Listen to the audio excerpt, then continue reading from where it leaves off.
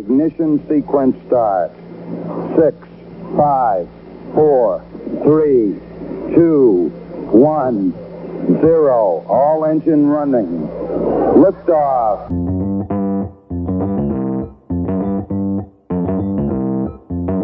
Live from Joe's mom's basement, it's the Stacking Benjamin Show.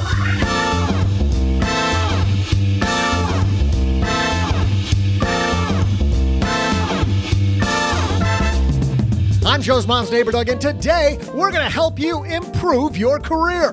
Please help us welcome star of the hit reality series $1 Million Listing New York and Sell It Like Serhant, Ryan Serhant. Plus, in our headline segment, one bank is offering some of its customers credit card-like perks. Could you qualify?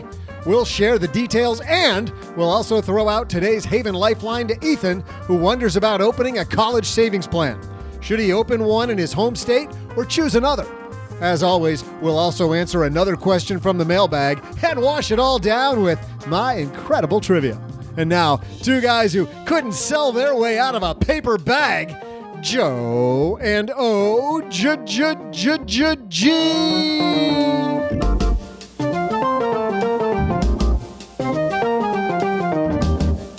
We sell directions. I don't ever get that joke. Do you? Like, sell is it your just way. because a paper bag's pretty easy to rip out of? I have no idea. Yeah, but it's Okay. Doug, All so right. there you go. It's what do you just want? things people say is like wooden nickels. Yes, right. Welcome to the Bad Platitudes podcast. My name's Joe Salsihai. I'm Average Joe Money on Twitter, and across the card table from me today, again, the man who is not the fake OG on Twitter. He's the real OG sitting right in front of me. I'm real, but I'm not the fake one. But you're not the fake. Yeah, that was kind of convoluted, wasn't it? Yeah. Yeah. Good luck figuring that out. Good luck figuring out any of this show. Actually, we got a great Ryan Serhant.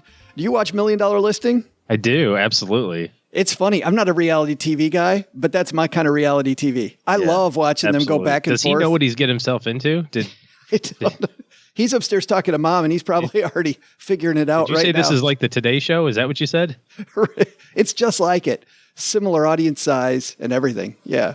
But before we get to Ryan, we have to thank Emperor Investments for supporting Stacking Benjamins. You heard the founders of Emperor Investments on here a couple weeks ago. We're happy they're sponsoring the show. Investing's complicated, and selecting the right equities can be daunting for even the most sophisticated investors. That's why Emperor Investments, a new robo-investing platforms, is offering Stacking Benjamins listeners personalized all equity portfolios free for 6 months. To take advantage of this exclusive offer, head to emperorinvestments.com/SB and select Stacking Benjamins podcast under How Did You Hear About Emperor during sign up. I love their Warren Buffett-like approach over at Emperor Investments. Well, also thanks to Slack for supporting Stacking Benjamins. Slack is the collaboration hub for work that we use here in the basement. Make sure the right people on our team are always in the loop, and it can do the same for your team. Make sure key information is always at your fingertips. Learn more at slack.com. We are not slacking today. We got Ryan Serhant coming up. We got some great headlines, so let's get this party started. Hello, darlings. And now it's time for your favorite part of the show, our Stacking Benjamins headlines. I'm fairly certain, OG, I think this every time that we do headlines, but today's headlines are awesome. Oh, okay. Yes. Good to know. That's my commentary before we start. And now I just set the bar really impossibly I know, the bar high. is super high, and I should have said these headlines are, I don't know. First headline comes to us from USA Today. Adam Shell wrote this piece. Chase Sapphire, familiar with that credit card? A lot of people like indeed. it. Lots of perks. New checking account offers credit card-like perks. Have you seen this? yes, I saw the article. Yes, sir.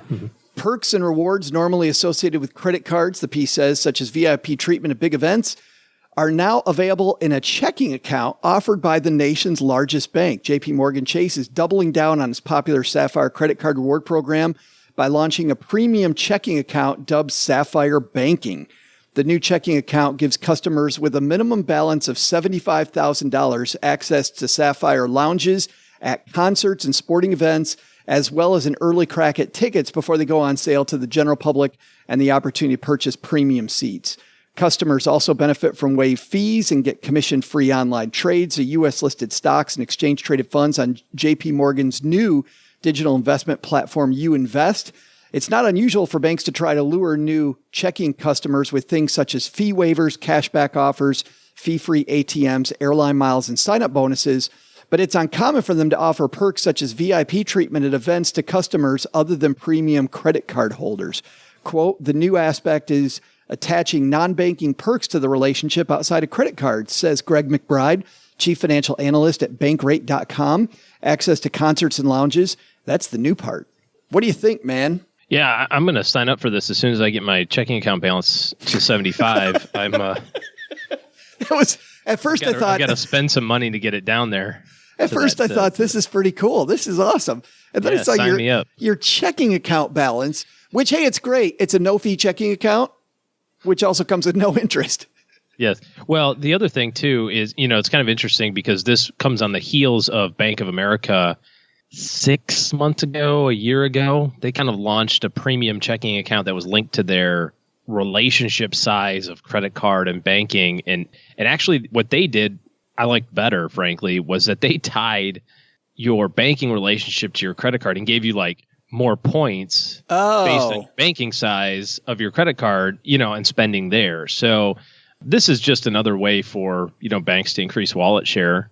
I think the biggest thing with all of these, whether it's Chase or Bank of America or American Express or any of these companies that have these like tiered service levels, you got to understand what you're giving up by having, extra money there.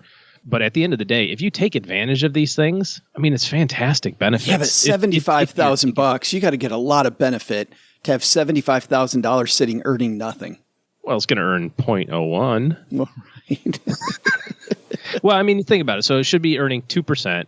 Give or take. Is that the kind of going rate right now? So $1,500. Yeah, the top we've seen on Magnify Money just last week was 2.25. So you're right, 2%. Okay. You've got several banks in that range now. So you got $1,500 worth of benefits you got to get. And in all reality, you're not going to have all of your money in savings. You're going to have some in a little bit more liquid checking. So somewhere between $1,000 and $1,500 of benefits a year to break even. It all depends on how you use them. The frustrating thing for me is you see the number of people in the United States who are unbanked, who don't use bank accounts and instead use payday loans and use some of these horrible services, keep a bunch of cash in their house. And it's partially, I think, programs like this are to blame, OG. We've heard from experts before that the banking system in America is built on the backs of the little guy who's getting just hammered with fees so they can give discounts to the big guy. Like, this is another reason why you want to be the big guy. You want to be the big guy because they're discounting again. I mean, really, these are discounts. They're discounting again stuff for them. And the little guy's sitting there worried about how they're going to keep enough money in their account to avoid the next transaction fee. To avoid the $9 fee or whatever. Well, and this is, I mean, frankly, like I said, if you're going to do this, you have to go in eyes wide open of what you're getting. But for me and mine and you and yours, I know I'm sticking to community banks anyway. I just think that I get a better experience. Every time I walk in there, I had to do a transaction the other day. I have very few transactions you have to do in the bank, but I walked in, the gal helped me very quickly, pleasant experience, and I contrast that to the last time that I went into one of the big banks, and it was like, stand here, please, follow this line. There are little footprints on the thing, so you follow the thing. Take your hat off. I'm like, take my hat off? Yes, we don't allow hats in the bank. Really? What is this, church? Really? Yeah, well, I get it. A little security thing. Yeah, and it's not like I had a hooded sweatshirt on, a hat, and a mask. Yeah. You know what I mean? Sir, take the ski mask off. Sir, why are you holding a shotgun? Please put the shotgun back in your car. Anyway, so it feels very robotic. Me too. I'm in a community bank here. When we move back to Detroit, I'm going right back to my credit union that I love there. Same thing. Awesome. Yeah, great stuff. We'll link to this. But story. you won't get your 60,000 Sapphire points. So I'm gonna have to go. Oh, shucks. There's a trade-off. I understand there's a trade-off. Our second piece comes to us from the Daily Dot. This one's a little old. This was before I went to Germany. Did I tell you I went to Germany? Nope. You said something about Bavaria, but I'm not sure. Yeah, wherever Bavaria is. This comes to us from the Daily Dot. A lot of people may have already seen this already, but this is such a great financial article. Bridezilla saga sends her fiance and friends fleeing. Did you see this? For those of us with partners who wouldn't mind a quick Las Vegas wedding, we should thank our lucky stars today, the piece reads. Whoever was engaged to the Bridezilla in this recent viral story isn't so fortunate. Planning a wedding is a hellish nightmare that most people would rather just toss to their spouse or relatives to plan, but not this self-centered bride. Story comes courtesy of Twitter user Old Spicy Keychain. Yeah, Old Spicy Keychain. There you go. Who says they found the status in a wedding shaming group they're part of on Facebook. There's a Facebook group for everything. For the uninitiated, wedding shaming is basically a gathering of folks who love to rag on overly gaudy, elaborate, or otherwise totally bonkers weddings. Don't you have something better to do? You would think so, but of course, then people are wondering, teach his own. Don't we have something better to do than to even talk about this? But this is good stuff. Our tale begins innocently enough. There's a charming woman from modest means at a fairy tale journey of young love. Our heroine and her partner met each other working on her parents' farm, quickly bonding and falling in love as youths and becoming engaged at 18 with, as the poster points out, a ring worth nearly $5,000. They took their commitment all the way to community college and had their first child at the age of 20. Our two ill-fated lovebirds managed to save up $15,000 for their wedding, according to our author. As all wise and sane people do, though, the couple consulted a psychic for help choosing between two possible venues. Okay. For the first time, the story gets brilliant. Yeah. You got to do that. How else are you going to know which one to pick from? The psychic told them to go for the most expensive option in Aruba, totaling an estimated $60,000. The psychic was also a travel agent and owned shares in Marriott. Do you think they had to disclose that at the end of the psychic reading? They were not a fiduciary. Not a fiduciary psychic. Then They will not act in your best interest. Then the piece says, you have to sign a form. Yeah. That you understand that this psychic may or may not recommend products and services where they also get paid. Then the piece says, strap in, folks. It's all downhill from here. Oh, yes, it is. Our author requested some cash gifts from attendees, which isn't all that unusual. It's certainly easier than hauling a crock pot out of Target. Unfortunately, our author also asked for a not-so-standard donation of $1,500 per guest. Naturally, only 8 guests RSVP'd with their checks, signaling the beginning of the end of the relationship. Okay, 8 guests said yes. Like they say, naturally, only 8. And I went, 8? Like 8 people fell for that? If you're in commission sales, people, if anybody's listening and you're in commission sales, go to this website and find these people that buy this stuff. Because whatever you're selling, vacuum cleaners or encyclopedias, you have a built-in audience. Throwing away $1,500 for nothing? That's deal. Sign me up. What's wrong with that, Martha? I can't not follow the logic in that. Can't miss the trip to Aruba. Yeah. Well, I was going to say that if you're in commission sales and you don't realize it's just a numbers game, like you need to read this piece. It is just a numbers game. Just find that those people are out there. Oh, okay. The exasperated fiance asked if it would be a bad idea to get a much cheaper wedding in Vegas, which our faulty bride-to-be just would not have. Unfortunately for her, this was the end of the engagement.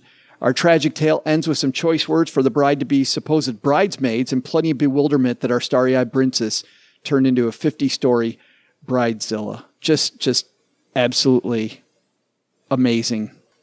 I always thought it was funny getting invitations to weddings and other, kind of quasi-family events. And the expectation of drop everything and come to our party.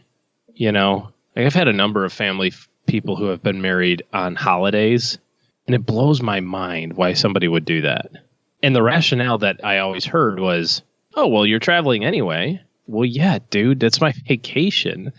I don't want to spend my vacation at your wedding somewhere, in the middle of nowhere. That's the weekend I have off. It's Thanksgiving. Of course, I'm going to be traveling to see my family. You know what I mean?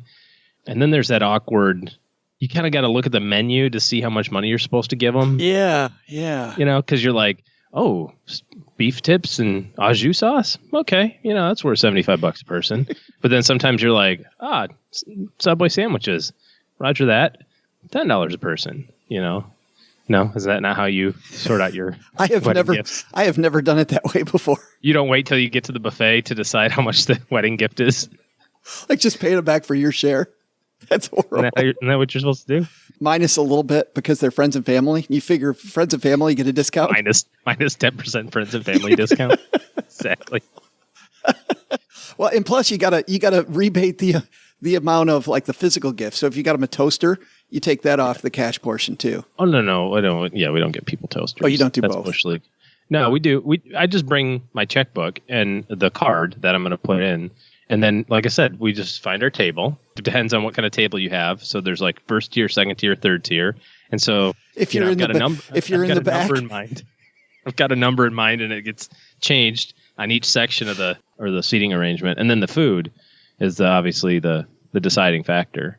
And if my daughter decides to throw all her food on the floor, I'm not paying for that. She didn't eat any of it. No, that's right. That's even a discount right there. That's yeah. No, remind me not to. Thank God I'm already married. I'm not. Don't gonna invite you to anything that's going on. This is great. $1,500 to go to Aruba and then blowing up when people don't hand her money. Mm-hmm. And by the way, I would quote when I first parenting fail. By the way, when I first pulled this piece, I saw all the Twitter links, and all the Twitter links are gone. So they've erased every single piece of this except the story that I have. But the original stuff that you read from this bride, she was amazing. She goes, "Listen, this was our dream. I can't believe that you guys can't pony up like $1,500 for somebody's dream. What's wrong with you? Like, what the hell is wrong with you for not?" And it's not like it's a ton of money. It's only $1,500. Duh. Yeah, like I said, this is a parenting fail. Easy. Yeah. Lesson number 1, I guess, don't bring up your kids this way so that they become bridezilla. And lesson number 2 is those banking account features may or may not be worth the $75,000 you have to leave in cash to get your upgrade. Not even the free ticket to get the upgraded ticket to go to that Taylor Swift concert that OG's been trying to get to. Only front row tickets for me, though.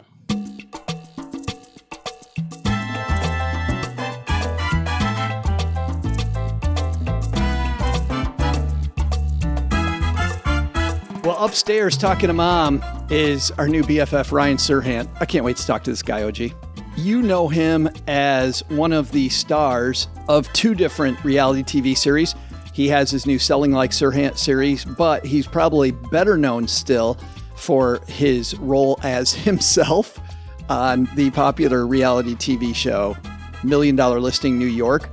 But a lot of people don't know where Ryan came from. We're going to ask him a lot about that today. After graduating Hamilton College in 2006 with twin degrees in English literature and theater, of course, because all the cool people are English majors, Serhant headed to New York City to pursue an acting career before becoming a successful real estate broker. He currently lives in New York City with his wife, Amelia. If you watch the show, you also know who she is. Mm-hmm. As a real estate expert, of course, he's a frequent contributor to 2020, CNN, CNBC, The Today Show, Bloomberg TV, and now, of course, Stacking Benjamins. I'm sure that's going to make this page. His team at Nest Seekers International sold over $830 million in real estate in 2017. 2018, they're on pace for well over $1 billion. I got to ask him about that. And was ranked a big number. A billion with a B. Was ranked the number 1 sales team in New York City and the number 2 sales team nationwide by Wall Street Journal Real Trends for 2017. Currently, the Serhant team's ranked number 1 for closed deals in Manhattan and ranks number 5 for closed sales in Brooklyn by The Real Deal magazine. Even if you don't watch $1 Million Listing New York or Sell It Like Serhant, if you work at all, Ryan's going to have some great advice for you. So buckle up, everybody. Ryan Serhant coming down to the basement.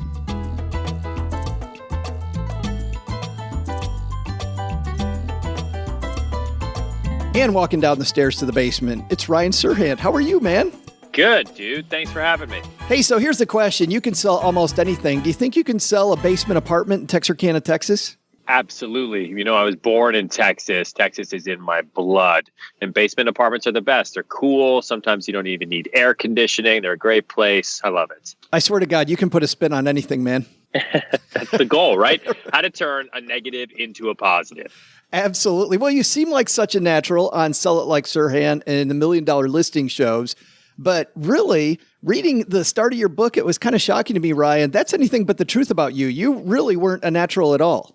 No, actually, at the beginning of the book, you know, I really wanted to put out there that I was the anti-salesman. I was very, very shy, introverted, overweight, insecure little kid that just wanted to do theater because I sucked at sports. If you had put me into a room talking to strangers, I would have had a total panic attack and broken out in hives. Now I'm not that person anymore. So, you know, I wrote it for people to know that the person they are when they're 11, 12, 13, 14, 15 is not the same person that they have to be when they grow up, and that anything can change if you put your mind to it. And I never thought in 1,000 years I would be a real estate broker in New York City, of all places, selling $1 billion worth of real estate a year. I mean, that's obscene to me even now to say it. You write about going to New York initially to become an actor, is my understanding. Why the obsession with real estate? I mean, you said that, listen, I could have been working at TGI Fridays. I thought that was pretty funny. I could have been a waiter, could have done these things. I just had to get my real estate license so I could work whenever I wanted to. But you must though, Ryan, have had some passion around real estate. Absolutely not. I wish I did. Maybe it would make my story better. But also at the same time, I like the idea that I had no interest in real estate. I didn't want to be a real estate broker when I moved to New York City. I didn't know anything about apartments. I didn't know the difference between a condo, a co-op, a townhouse. I didn't know. I literally knew nothing about the process or the product. What I knew was I had run out of money. I lived in Koreatown. I had a tiny apartment. I shared a bathroom with a hallway full of people, and I didn't want to move home. And my back was up against a wall. So, like you just said, I could have worked at TGI Fridays. I could have been a bartender, waited tables. But I thought my passion was acting, but really my passion was interacting with new people every day. And I just didn't know that at the time. And I learned that after I got into real estate, because that's really what I love doing. Real estate brokerage has nothing to do really with real estate. Architects, contractors, plumbers, developers, those trades deal with real estate. I connect a buyer to a seller and a seller to a buyer every day, which is the same thing I was doing as an actor. I just get paid for it now. Well, that's the interesting thing about your book, is it really isn't about real estate. It's about this idea of connecting. I mean, really more than anything, real estate, like you just said, is irrelevant. It's about connecting people. Absolutely. And how to meet as many people as you possibly can, because there are millions of people in New York City every day. There's billions of people in the world. The more of those people that you know, the more of them that you can connect, the better it is for you. And I wrote the book not just for real estate brokers. I mean, obviously that's what I know the most. And so it'll be great if anyone's interested in real estate or flipping real estate or selling real estate, if they want to read it. But for anybody that wants to have sales as a side hustle, if you're in school and you want to sell shoes on eBay, you can learn something from this book to help you do that and help you do that better and to help you sell more shoes than anybody else. And it's all about how you manage your day, how you handle the trajectory of kind of your dreams, goals, and desires, and how you connect the dots in the middle. Yeah, I was going to say, I think it's even wider than you're giving it credit for, Ryan, because people say they hate sales, but I think we're all selling. We're either selling our significant other, our spouse, or a friend on where we go on vacation next, or our boss on how valuable our project might be to the overall team. Like, I think all of that is a piece of that. But everybody says they hate selling. How do you get around this fact that people say they hate selling and you turn it into this thing that's so damn fun? It's a funny thing you bring up, because when I did Sell It Like Serhant on Bravo for the first season, that's the biggest issue that I kept running into. Everybody wants to make money. They all want to make a living. They all want to be able to go home and relax and not have bills on their mind and be stressed. But they hate the idea of taking money from people. They hate the idea of going up to somebody and saying, "Hi, can I help you? What are you looking for? Can I show you something else? We have a 2-for-1 sale." Like, no one likes doing that, which is okay, because that's not what good salespeople do anyway. Selling isn't convincing. Selling isn't taking. Selling is, when you really look at it, assuring.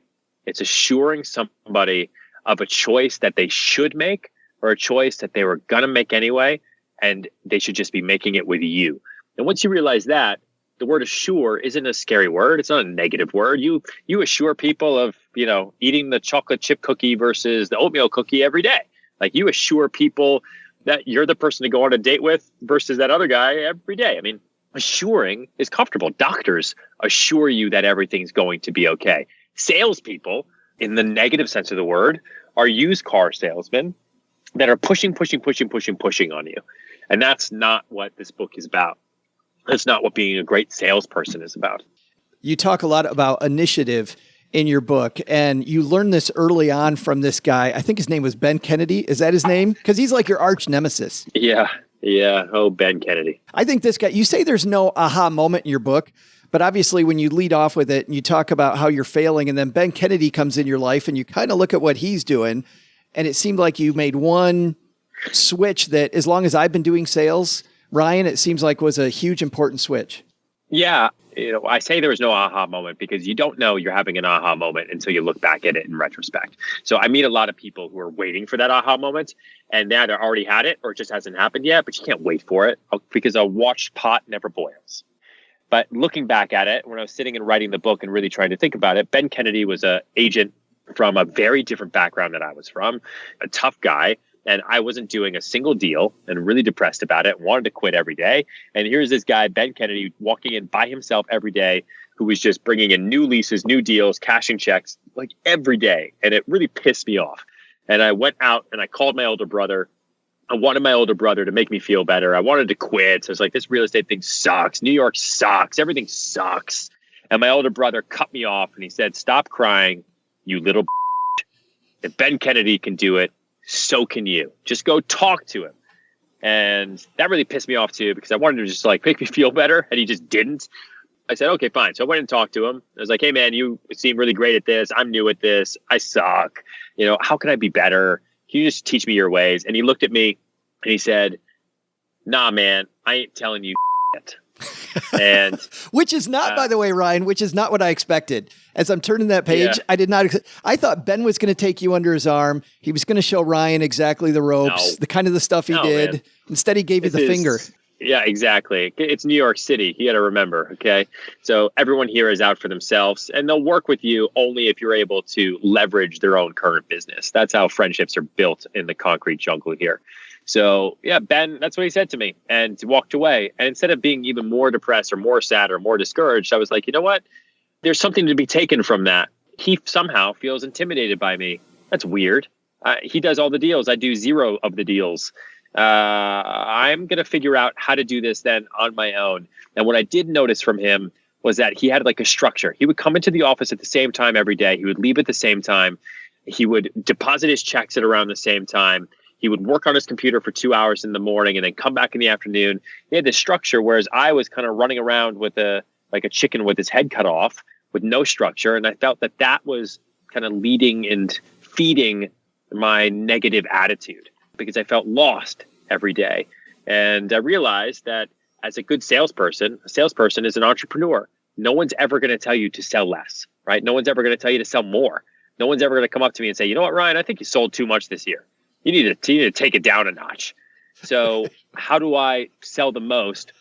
Well, being the happiest, and human beings are creatures of habit. So I developed, a structure to my day. And I talk a lot about it in the book because no other sales book I've ever read has talked about how to logistically and realistically structure your day. I came up with a system, I think it was like in 2011, called Finder, Keeper, Doer. I broke down my day into 3 separate sections, and I really started being a worker towards the structure and towards the habit, and it changed my whole life. And here I am talking to you. And I'm going to leave that structure, by the way, for people that buy the book, Ryan, because that is way longer than we have time for. But there was tomorrow. Absolutely. Tune in. But there was another even simpler lesson that we do have time for, which was this idea of initiative, which I loved, about having balls in the air. And it's funny that just balls change your life. Like, hey, if I have more balls in the air and I'm not focused on one ball, then I'm going to do better. When I first started as a financial advisor, and of course, in the beginning days, like in real estate, it's all about initiative. I was that guy that clung on one ball, clung on one deal. And if this a-hole doesn't call me back today, my family's not going to eat. And like you say in the book, that's completely the wrong approach. Yes. Funny side story to this. When I initially wrote the book proposal and sold it, there was a bidding war between 7 publishers, and the title of the book was Balls Up. Because that's my business theory for sales and for being an entrepreneur, is to have as many balls in the air as possible. And if you know how to control that chaos, okay, because balls up isn't about throwing against a wall. Having as many balls in the air is about controlling the chaos so that no matter what, balls are going to fall and you're not going to catch them because you can't catch them all, but that's okay because you're going to catch more than anybody else. That's my sales theory, and that's how you build a strong sales career that can grow and grow and grow and grow and grow over time. And to do that, you need to take initiative. And that's what Ben Kennedy also told me, to take the initiative to go up to someone and open your mouth and ask them how to do it, no matter what they say. To take initiative to go to the street, to meet 3 to 5 new people every day, to put them into your contact list, to follow up with them over and over and over, to take that initiative to wake up an hour earlier every morning, to jumpstart your day, because no one else is going to do it for you. Like, that initiative is my favorite word. I was surprised to read that if I dropped by your office on a random day, that I might see your entire team doing improv. Yeah. You think about practice, and I think about a sports team. I think about the NFL. Okay. Some of the top athletes in the world, they get paid a lot of money. A sports team has to work together. No individual quarterback or running back or wide receiver is going to win a game on their own. And they practice all the time. They practice the games that they actually play that mean anything are like 5% of their actual workload. But as salespeople, we never practice. No one ever practices. So what is the actual practice? If Tom Brady and if Nick Foles and all the other top players in the world and soccer players and tennis players practice every single day for that one game, why are salespeople any different? So our practice, the way I found it, is 2 parts. One part is role playing, which is important so that you can walk through situations. The other part is through improv classes, because improv classes teach you to think on your feet, teach you to make quick decisions, and teach you the power of yes. Because any good entrepreneur or salesperson needs to know and feel comfortable in saying yes and figuring it out. Those that cannot do that are the people that will set up office and then file for bankruptcy, or the people that will just wait, have analysis paralysis and never actually get anything done and blame everybody else for their struggles. But what else is funny about improv, too, specifically, is this idea of intense listening. Because you and I have both been to these crappy, well, you've been to probably far more than I have, Ryan, these crappy networking events. Nobody's listening. Everybody's just waiting to blast you with whatever the hell it is that they're selling. And this idea of you have to listen intently to ask the next question, I think is also a huge piece of your success. Yeah, that's not even just from improv. That's something I learned in acting classes my whole life, which, you never would have thought that acting classes will teach you how to be a good salesperson. But the most important thing in acting is breathing, right? Breathing. And 2 is listening. So people, I think because we're so self-obsessed and so, we're so into ourselves, everybody loves talking. Everyone loves talking about themselves. Even people who say they don't, you get them to talk about something they like and they won't shut up. So everybody talks so that they can hear themselves talk. And they ask questions so that they can give their own response. That's why people start conversations. But in acting, you have to listen and respond instead of just listening to reply. If you listen and you respond, you'll get so much further with the person in front of you than you will if you just listen to reply. Is that just differentiation? Because you're the one person who's actually listening instead of just waiting to reply? Yeah, I think it's differentiation. I think it's also the words that you use in the conversation. There are people who say, man, I had a really shitty day yesterday. I'm having a hard time making this decision. The person who's listening to reply is going to go right into, oh, okay, well, here's what we need to talk about. And here are the comparable sales. And this is why, we should go through it. The person who's listening to respond is going to say, wow, I understand what you're going through. What was yesterday like? You don't just reply with what you come into the conversation with. Keep that in your playbook for when it's appropriate, but respond to what was just said to you. Don't just reply with what you want to say. Respond with what was just said. Someone said they had a shitty day. Respond to that as if it was the only thing that was ever said in that moment. Which also connect better. Well, which also makes selling more fun, Ryan, I think, because now you've built a connection. Instead of trying to shove your crap down their throat, now you're actually, there's communion with the person that you're talking to. Yeah, I just wrote an article for LinkedIn that took me forever to write. I'm not a born writer, but I have all these thoughts in my head about that it's important in any business to be able to make a friend in 120 seconds. You have 2 minutes to make a friend with somebody. And that friend can then be a client/friend for life. And there are certain ways that you do that. There's certain questions that you ask. There's certain ways that you respond, that you connect to them. And think about your best friend. Like, your best friend in the world at one point in time was a stranger. Your partner, your wife, your husband, your boyfriend was at one point in time a stranger. So why can't we make more strangers our friends? And it only takes 2 minutes. That 2 minutes creates a connection that can change your life. It's so powerful. I love the way you talk about that in the book, too, about some of the connections you made in line at Starbucks. The woman who's pregnant, and you asked her if she needs more room. I thought that was hilarious. Pregnant women were a huge source of business when I first started. The book is called Sell It Like Serhant. It comes out tomorrow. And by the way, you can buy the book everywhere, right? Yes, everywhere. I would be remiss because some people are listening to this purely because they're fans of either of your shows. I have never heard the story, and I didn't read it here. How did you actually take this idea? I mean, you're already uber successful, $1 billion of real estate a year. How do you get on a show like $1 Million Listing? I would love to hear if you've got a 30-second version of that story. I'm sure there's something there. Well, I was not successful at the time. I'd only been doing real estate for just under 2 years. Oh, because I got into the business in September 2008 when Lehman Brothers filed for bankruptcy, and $1 Million Listing started casting in March of 2010. So I was in it for less than 2 years. I got onto it because I've been doing it I kind of knew what real estate was for a year and a half. I had an idea. I had spent my whole life preparing to be on camera and to be on stage. And I had thought that I'd put that life behind me to get a real job and just to sell real estate. And there was a casting notice in kind of like the real estate trade magazines in New York City that said that the LA version of $1 Million Listing, which had been on the air for some time on Bravo, was going to branch out and franchise in New York City. And they're looking for the best brokers in New York City to come to an open casting call at the Hudson Hotel in March of 2010. And I showed up because why not, with 3,000 other real estate agents. And they whittled it down over the course of 8 months. 8 months. Yeah. I just sold myself, man. I sold myself hard. I was going to say, at every step, you must have said this, you've been through enough casting calls, Ryan. You must have been like, okay, I'm done after this round. Yeah, and I also been through it enough, and I didn't really know if I wanted to do the show. I just kind of went and showed up for it, but I had mentally put acting and TV and all that stuff behind me because it didn't work out, and I didn't want to depress myself. And I was kind of excited about this whole real estate thing that I had just started. So I think probably the big difference, honestly, was every casting call that I'd gone to as a quote-unquote actor full-time, I took very seriously, and I really, really prepared. And I went into it like it was the last casting call in the world. And I think that shows.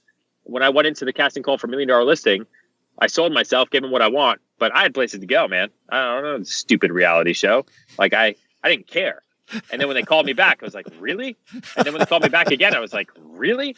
And I think that confidence, which is really what it is, played a huge role in it.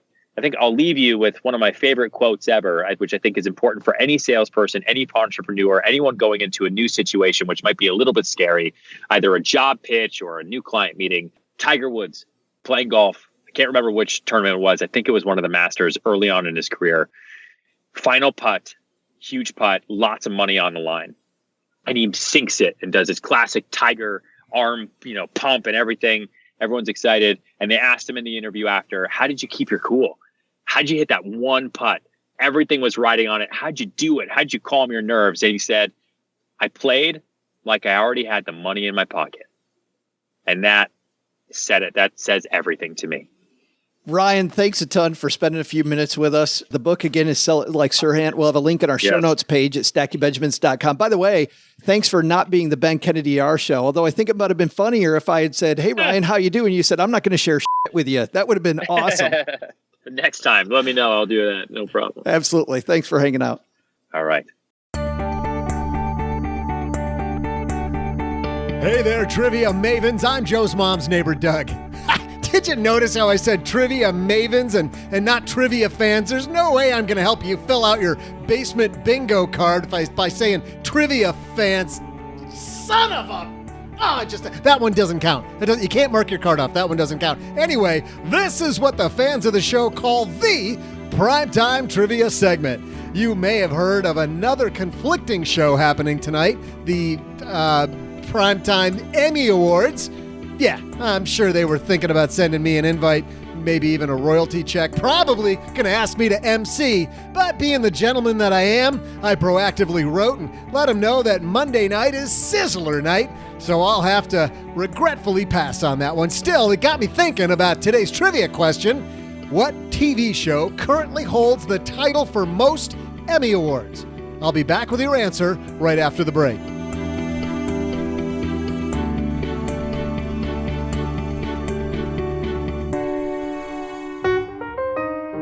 Thanks again to Emperor Investments for supporting Stacking Benjamins. Emperor Investments is a new tech-driven investment platform looking to shake up the investment space, and they're offering you personalized all-equity portfolios fee-free for 6 months. If you want to know more about Emperor Investments, by the way, we just had Brienne and Francis, the co-founders, on a few episodes ago.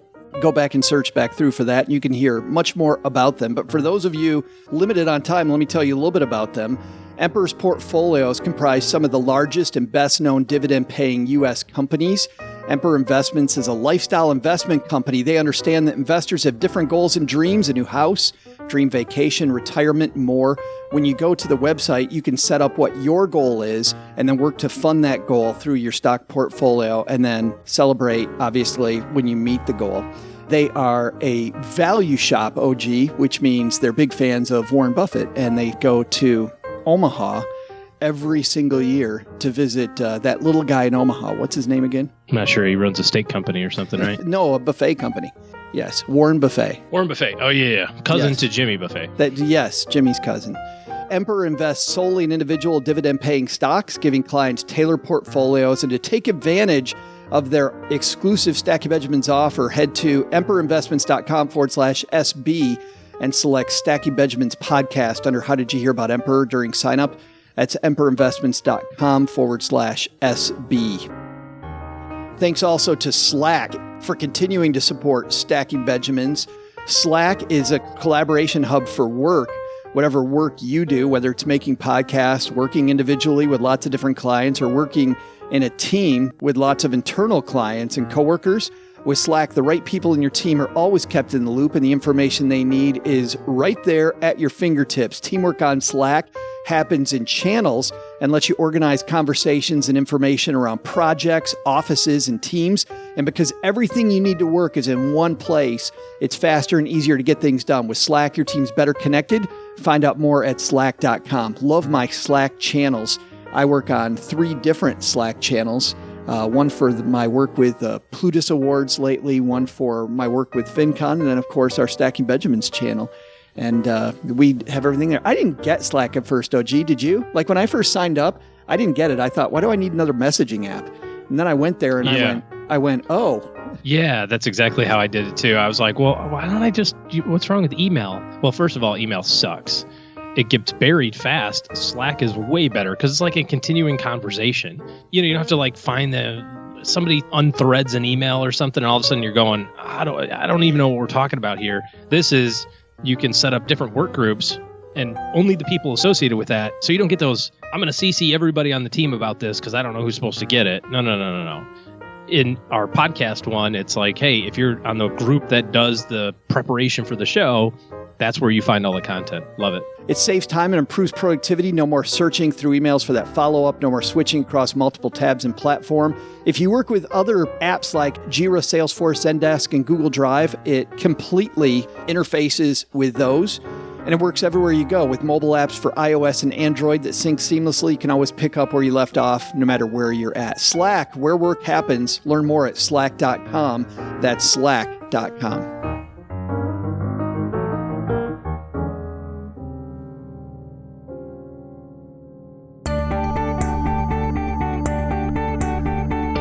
Welcome back, trivia aficionados. That time I did it right. I'm Joe's mom's neighbor, Doug. Quick question for you. Do you think they'll play the award show at the Sizzler tonight?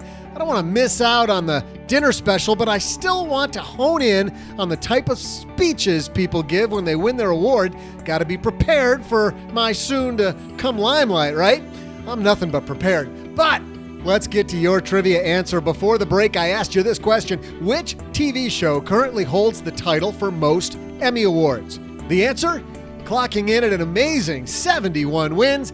It isn't Seinfeld. It isn't Modern Family. It isn't even MASH. The big winner for Emmys is Saturday Night Live. Even more crazy, they've been nominated for 252 trophies. Let's do some mental math on that one. I gotta subtract the 7 and I'm gonna carry over the 5 and then use the square root of, well, anyway, that's about 28% win rate if and when I finally receive the recognition I deserve I'll be at a 100% win rate. Saturday Night Live. You better get ready because I'm coming for you, man.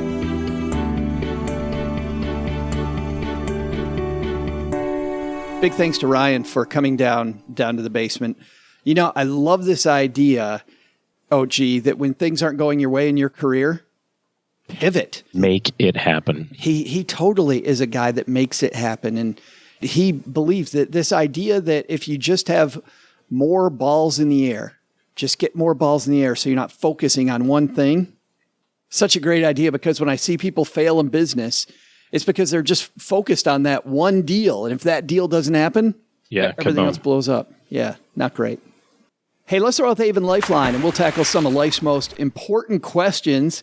Our friends at Haven Life Insurance Agency put what you value most. Sapphire bonus points. And my checking account being at $75K. And you know how you got that order. The way you got your checking account to $75K was by minimizing your wedding gifts. Yes. That and taking a whole bunch of cash advances from Bank of America credit card to put in Chase so I can get my bonus points. How can you lose with that strategy? 0%. It's your loved ones and your time, and that's why they've made buying quality term life insurance actually super unbelievably simple. Head to StackyBenjamins.com/Haven Life now to get a free quote. I also like, by the way, their site. You can figure out how much life insurance is the right amount for you, and they show you 2 different methods, so you can pick much better what fits you instead of some of the rule of thumb sites where one size fits all. Today we're throwing out the lifeline to our new BFF, Ethan. Say hi, Ethan.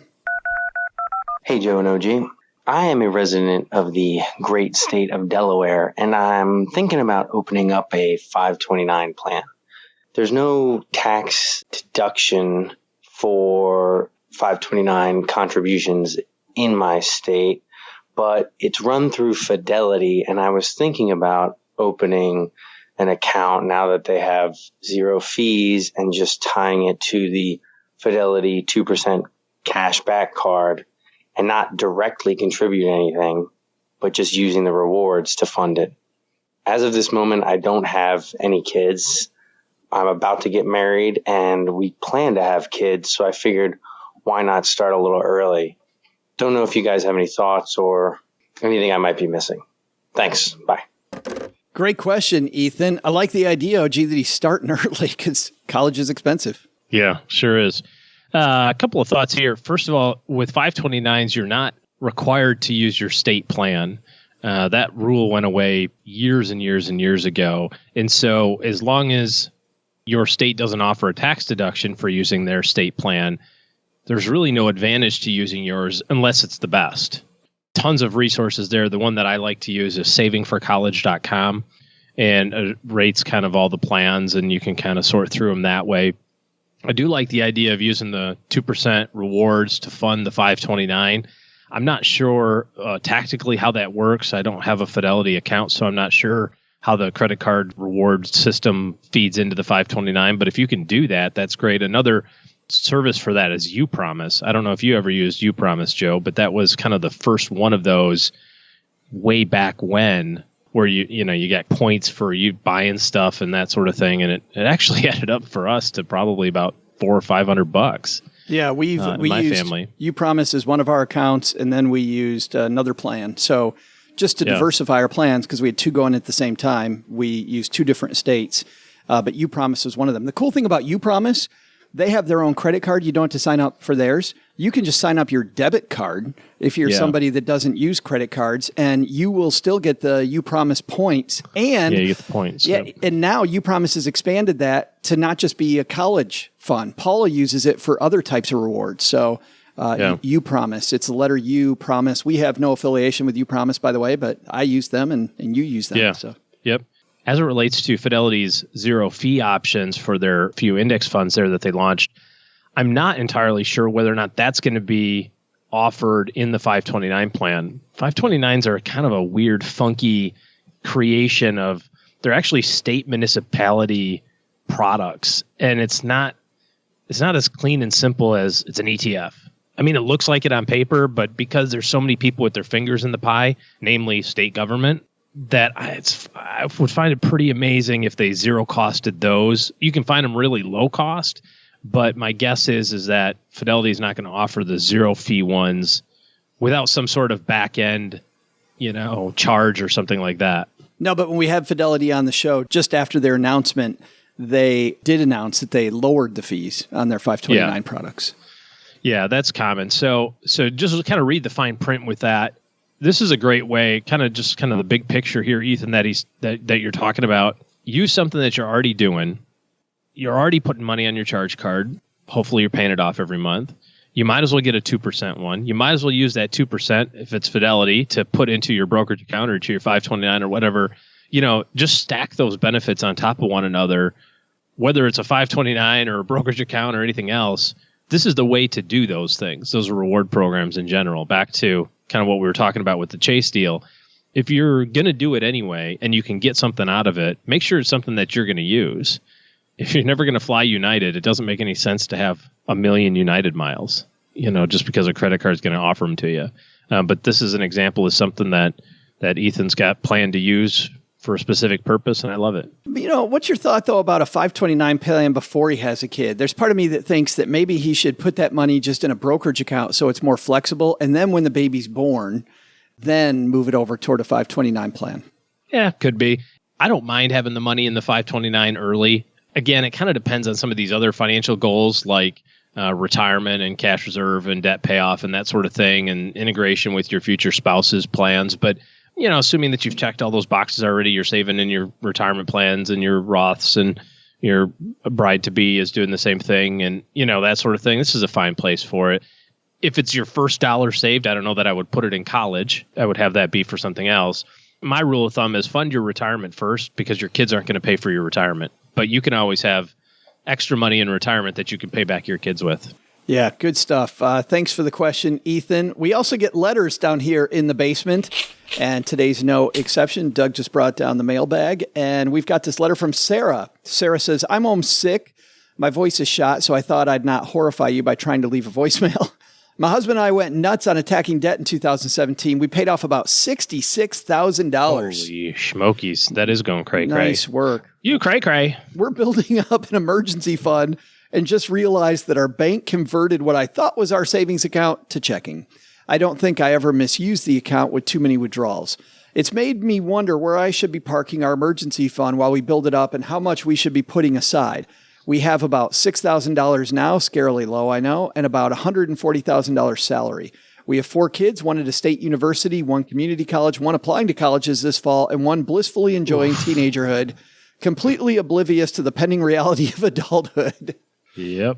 Whole 2 in college now, 1 getting ready to go. I'm generally blissfully unaware of adulthood, so I know the feeling. Yeah, I can vouch for that.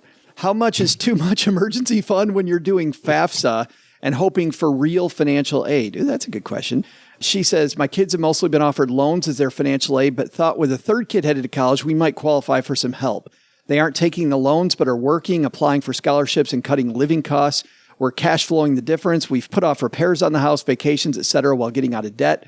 We've got a lot of non-frivolous things we could do with funds if they're not an emergency fund, new roof, house repairs. I try not to learn anything listening to your show, but I have to say it's one of the things that kept us motivated and upbeat while plowing through our debt. That's great to read, Sarah. Thanks for listening. And I love this idea of paying attention to the FAFSA and paying attention to expected family contribution, because, people, just by having money in the wrong place, they could lose tons of money. Generally speaking with the FAFSA, the more that the child has in their name, the more it's going to count for college. The government assumes that any money that's in a kid's name is fair game for college. Basically, you can use a quarter of it or more for each year of school. For mom and dad, if they have money, it's considerably less, maybe 10 or 15% is what they assume can be used. But I don't think that you let that tail wag the dog, so to speak, because when it comes to financial planning, when it comes to your own personal safety and security, we don't want to risk it against the hope or potential of getting a few dollars extra on some Pell Grants or something like that. Well, and the good news is, Sarah, $6,000 in your savings account isn't going to be enough money to trigger the FAFSA anyway. They give you a certain amount of money and it changes every year. But they give you a certain amount of money they realize that you have to have an emergency fund, and $6,000 is less than that. So I'm not going to worry about making sure that that's not considered or is considered in your expected family contribution. The thing I think about the expected family contribution, though, I'm wondering about those loans, because here's where I might disagree with OG. If they're being offered subsidized student loans right now, that means they're qualifying for need-based aid, but not enough to get the Pell Grant or to get not enough to get it free. Yes. But that third kid in college, Sarah, to your point, boom, John, take another drink.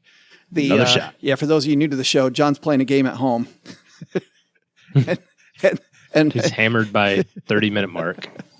But with that third child in college, there is a piece of the expected family contribution that revolves around how many kids you have in school at one time and how much you're paying out. So if those are unsubsidized loans, like OG said, I don't know that I let the tail wag the dog. If those are subsidized loans right now, I might make sure you're very careful about how that expected family contribution works, because things might be a change in next year. So would you take, because she's cash flow in college right now, would you take the subsidized loan to forego writing checks to build the cash reserve? It's zero interest for the next 4 years, and then say, hey, in 4 years from now, I'll just write the check? Well, Give yourself a little cushion, or is that too risky? This is a family by family issue, because here's what this comes down to. And it's exactly what you just told Ethan. My feeling is, and your feeling is, which might not be Sarah's feeling or her husband's feeling, you should focus on your own retirement. And my gut says, if you're dealing with $66,000, if you paid off $66,000 in credit card debt and you still have more to go, that your retirement might not be what it should be. I would take the subsidized loans, tell the kids congratulations. Welcome to adulthood. Yes, you have some loans. I'm sorry, the average person out of college has student loans. So if they have some student loans, then they have some student loans. But which would they rather have? A few student loans, or would they rather have mom and dad living with them in the spare bedroom because they have no retirement funds? Yeah, this is probably a more complicated discussion than we'll get the correct answer to today. I do like the idea of focusing on the order of operation to get everything back on track. Too many of us, and I hear it when I talk to people on the phone every day, there's this very linear process of financial planning, and there's some different divergences along the way, but they kind of work the same way. And a lot of times people look at it and go, okay, I understand that I got to do steps 1, 2, 3, 4, 5, and 6, but I really like steps 7, 8, 9, and 10 also. Those are the ones where my $2 million investment account's paying me $100,000 in dividends. You got $75,000 in your checking account? I got 75 grand and Chase is throwing sapphire points at me. Like, those are the fun things. But if you try to do that stuff and still have consumer debt, or try to do that stuff and not have a cash reserve, you're going to get constantly sucked back into this malaise of, no control. And the sensation that you'll have, the sensation that you'll have when you have that fully funded cash reserve is unmeasurable. And for those of us that have it, you know what it feels like. For those of us that have had it and lost it, we know how that feels. And those of us who have never had it, we know how it feels. But trust me, when you have that fully funded cash reserve, you will sleep better at night. So I would move heaven and earth to get that accomplished and follow the process in the right order. You've got the debt paid off, or at least it sounds like a whole bunch of it. Let's get that cash reserve. You said how much should I have? I don't know. It depends on how much you spend. But if you're making $140,000 a year after taxes and that sort of thing, you're probably bringing home $10,000, $11,000 a month, after benefits and taxes. So, I might want 30. So if you're at 6, you might have a year to get to that 30. You might have to take 2018. 2017 was the year of paying off the debt. It might be 2018 and 19 is the year of funding the cash reserve. Getting reserves to the point that and you then want go them. back to how do we fund retirement, juxtapose sending the kids to college and that sort of thing. I hate student loans. They are terrible, and it sucks to have them. But to your point, Joe, boom. What would you rather have? Do you want your kids to have? I mean, I've had that discussion with clients. I'm sure you have.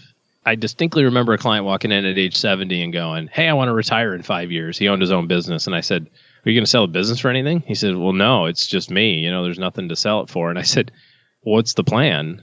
His name was Ed. And I said, what's the plan, Ed? And he says, well, I don't know. I just, I could figure I save like 20 or 30 grand a year. He had no money saved. He was 70, but he paid for his 4 kids to go to college and they all had master's degrees in cash. He paid for it. And when it hit him that he screwed that up, and he looked at me and he says, did I screw myself by paying cash for my kids' college? I went, I don't know. Are they super rich and can send you the money back? Because that's what you're going to need. So I would much rather have too much in retirement and then call my kids and say, hey, sport, mom and dad weren't able to make it happen when you were in college, but just met with our financial planner and we've got enough.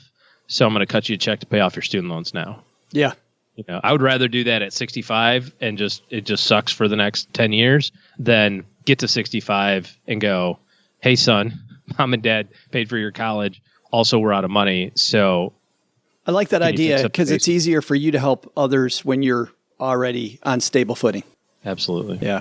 Thanks for the question, Sarah. If you've got a question for us, head to stackingbenjamins.com. And at the top of the page, you will see the questions for the show link. Click that link and it'll tell you all the ways that you can interface with us. That's going to do it for today. Y'all come back and see us now. You hear? You hear? Coming up on Wednesday's show, we got our good friend Doug Goldstein, my co-host from the Money Tree Investing podcast, joining us to talk estate planning, which is always a fun topic, either getting inheritances or giving inheritances. We'll talk about those things on Wednesday. Lastly, if you're somebody looking for good financial help in your corner, OG's financial planning firm is taking new clients. Head to stackingbenjamins.com/letter O, letter G, that's /OG. And that will get you on the calendar, and you could talk to them more about making your financial situation better. All right, that's going to do it for today. Doug, what should we have learned today, man? So, what should you have learned today? First, is your career not going the way you want? Maybe you need, as Ryan Serhant said today, more balls in the air. By focusing less on that one big deal and more on massive activity, you'll find opportunities come walking towards you much more often. Second, thinking about adding the reward point game to your checking account? Maybe you should check out what strings are attached before jumping in the deep end of that pool. But the big lesson? Don't invite Joe's mom to watch the Emmys with you at the Sizzler. Not only is she going, it turns out that because I invited her, I'm driving and I'm buying. Time to go clean out the El Camino. Jeez. Special thanks to Joe's mom for explaining to me how the Emmy nomination process works. Looks like I'll be sticking to my own award show for a while. Big thanks to my best friend, Ryan Serhant, for stopping by. I'm sure he's going to have me on either $1 Million Listing or Sell It Like Serhant real soon. But until then, if you want to sell like both Ryan and me, pick up his book, Sell It Like Serhant, wherever books are sold. This show was created by Joe Saul-Sehy, produced by Richie Rutter-Reese, and engineered by the amazing Steve Stewart. Online, visit us on Twitter at @SBenjaminsCast or on our Facebook page. I'm Joe's mom's neighbor, Doug, and if you could only know what it really smells like down here. SB Podcasts may receive payment on the show from sponsors and guests in the form of books, giveaway items, discounts, or other remuneration. There's no way you would take advice from these dorks, but like Joe's mom always says, don't take advice from people you don't know. This show is for entertainment purposes only, and before making any financial moves, consult with a real financial advisor.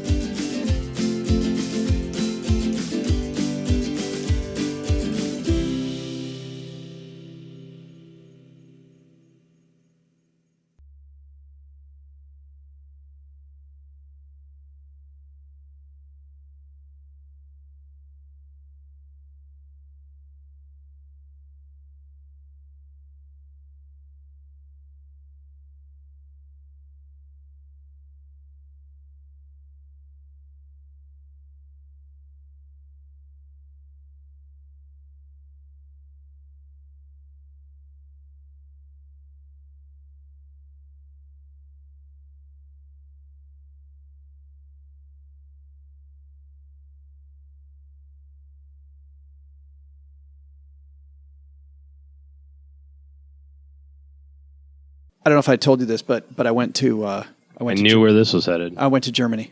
Did you know that? Can tell. So I think you're supposed to leave the lederhosen there, though. I'm not sure you're supposed to wear it around Texarkana. It does look a little funny. Is it a little uncomfortable? Do you know how much lederhosen costs? Yes. That stuff is. My next question is why, but I'm afraid to ask. I'm looking at the lederhosen, $400, $500, $600, $800. I mean, but those are in euros. It's fake money. Oh, yeah, that's right. You let American Express sort it out. You're like, euros? That's not real things. Fantastic. Yeah. As much as possible. Hey, is that a Kenneth Cole shirt? I think I have that same shirt. I think it is, yes. I had that same shirt, I think. Oh, you had... Did I leave it at your house one time? Did I walk home without my shirt one day? Did you hear all that? That's what all that whistling was. All those cat calls. I was wondering what happened. So anyway, you went to Germany. Well, I just want to tell you us with your stories of. I just want to tell you a little bit about my trip. Please, I can't wait. So that then I don't have to talk about it anymore. Bullshit Nikes. You're going to talk about it a lot. I will not. But this was cool. So usually I'm a guy who goes for the least expensive rental car available. We get to the Frankfurt airport. And in this particular case, because it was our 25th wedding anniversary, I just went for the most expensive car that I could find. I wanted to get a sports car, but they didn't have any on the website, on the rental car website. So I went with the Mercedes E-Class, which was the best car they'd let me have. But listen to this. We get there, and the guy, no idea that it's our wedding anniversary, just looks up and goes, usually we charge extra for this, but I'm going to give you guys the convertible. So I was driving through the Alps in a Mercedes E-Class convertible with the top down. That was so great. Fantastic. Pretty cool. But so I'll just tell one little story, which is that we. Oh, this is the second story, but go ahead. Which is nobody's counting. Which is we went down what's called the Romantic Road in Germany. And thanks to everybody, by the way, who wrote telling me I should do that. It's a fantastic trip. Just a little medieval town, one after another, but then across the Alps. But every day, because we don't know the restaurants in these towns, and the guidebook recommendations were kind of sketchy, we relied on TripAdvisor. And usually, TripAdvisor gives us great recommendations. We've had a ton of success looking at TripAdvisor restaurants. Didn't we have the story a couple of weeks ago or a couple of months ago about the TripAdvisor restaurant that really wasn't a restaurant? That the guy gamed the system in the UK, got to be the number one rated restaurant. And are you kidding me? No, that wasn't us. We talked about this. Did we? Must have been my other podcast that I'm on all the time. Yeah. So this guy decided that he wanted to figure out if he could scam TripAdvisor. So he blew it up. However them crazy hackers do it. And so he made his restaurant the number one restaurant in the UK on TripAdvisor. And it didn't exist. It didn't exist. It was like his backyard. So then he started taking reservations and people would show up and he microwaved Spam and mac and cheese. And he had we didn't talk about this at all. Oh my gosh. I'll find it. We'll have to talk about it some other time then. Oh, that's fantastic. Okay. Well, but anyway, so you went to TripAdvisor. Yeah. So usually when I go to TripAdvisor, it's once. I travel maybe once every 6 weeks, 8 weeks to some place I haven't gone before. So I don't use TripAdvisor. I use it a fair amount, but not not a ton. Every 6 weeks or something, I'm in a new place. I mean, I don't travel that much, but go on. Okay, maybe only less. 15 times a year am I in a new place. Yeah, but anywho, as Mom says. I was in Germany. So we're back in Germany. I'm looking through TripAdvisor, and when you use it for at least 1 or 2 meals a day, and you always go look at the best reviews. You look at the recent ones to make sure the place is still operating. Learn that lesson. And then you go to the recent reviews to see what's happened lately. But then you go look for the worst reviews and see what the people that hate it, what they really think. And over the course of the first week of this 2-week vacation, we read so many baloney TripAdvisor reviews. Like, these people have way too much. How much baloney did you have? They have so much time on their hands. They have so much time on their hands. I will say this. I won't answer your baloney question, but I will say that I have had my fill of German sausage. I've met Wiener Schnitzel. I met my quota for 2018-19, and I'm well into 2020. in terms of my overall quota. In sauerkraut, I'm working on like mid-2019, well, mid-2027, because I have sauerkraut once every 18 years, whether I need a helping or not. Once in my life, and I was like, I'm never eating that again. It's actually way better in Germany than the times I had it here. It's less sour. Not surprising. Yeah, it's much more smooth. It's more crowdy. It's more crowdy, less soury. Yeah. Got it. Halfway through the trip, though, we start laughing, and we became really good the second week of coming up with our own 1-star reviews for every damn thing we did. Everything. Like we went on the Fräulein Maria bike tour of Salzburg, where they did the Sound of Music. And so we're by the way, we're biking around this beautiful city of Salzburg. And please tell me you're singing. Well, the dude leading it has a boombox and it's a Bluetooth boombox, and he's playing the Sound of Music, and we're biking around town with the sound of hills are alive. Doe, a deer, a female deer, Ray, a drop of golden sun. Yeah, just blaring and people looking at it. It was people are going, oh God, dumb Americans. It was pretty awesome. It was so bad. Who is the star in that? Julie Andrews? Yes. You know, must be like the most hated person in Germany. Well, you know what they said? What the guy said? The movie never got big there. The movie never got big in Austria. Just because they're like, yeah, it's just so like they videotaped some dude's Tuesday. Pass. No. Yeah. Really? All these sites from our hometown? No, okay. But we're biking along. And I said, recently we had the opportunity to visit Salzburg. And we went on the so-called Fräulein Maria bike tour. I never realized on this Fräulein Maria bike tour that it wasn't a motorbike. We had to pedal the whole way. 1 star. 1 star. Like that was horrible. In Vienna. You didn't really do this, but you guys were thinking of it. Oh, we got really good at quoting these back and forth to each other. When we're in Vienna, recently on a trip to Vienna, Austria, the wife and I, by the way, that's my favorite, like the wife. So he says the wife. And I'm like, oh my, this is just somebody from 1971. The wife and I had the opportunity to go visit a composer's house, Wolfgang Amadeus Mozart. We get halfway through the house and I realize this guy's not even alive. He's been dead for a long time. Save your money. Don't go because he's not really there. 1 star. We visited King Ludwig's castles. And King Ludwig, they stopped this work on Neuschwanstein, this big, beautiful castle. It's built on a rock up in the mountain. It's gorgeous. But they only got a portion of the castle finished before the dude was murdered. And when he was murdered, they immediately stopped work on the castle. We're halfway through that tour. 1 star. Turns out dude didn't even finish the place. You'd think when I'm paying full price for this thing, they would have a finished castle for us to visit. I walked around and realized that this is only a half-finished piece of dirt. Now I understand why the fee's so high, because they're using my money to finish it. So buyer beware. This is just a big tourist trap. Stay away. 1 star. 1 star. But you see, I was talking to Paula Pant about this from Afford Anything. And she was telling me that on TripAdvisor, there's people who review Taco Bell. Like who reviews Taco Bell? Recently on a trip to Texarkana, Texas, I happened upon this little Mexican establishment called Taco Bell. Lovely place. I met the manager, Stan, who had some of the best tattoos I've ever seen. Seriously, if you're and nearly all of his teeth. If you're driving through Texarkana, stop and say hi to Stan and have him show you his right forearm. But while my wife ordered the Gordito, which was delightful, I went for the number one. I paired it. She paired it with a side of Cinetwist and a Diet Pepsi, which I'd highly recommend. I went with the number one in a Diet Coke. Imagine my surprise when, as I'm furling the bag, I see that not only is there a Burrito Supreme, but there also is a hard shell taco. And on top of the nearly realistic meat, they spread evenly both tomatoes and lettuce. And because I got it with the cheese, they had just perfectly shredded cheese across the top of my taco. One warning, though, I told Stan to tell the chef, whoever makes that salsa packet, it could be heartier. 5 stars. 5 stars.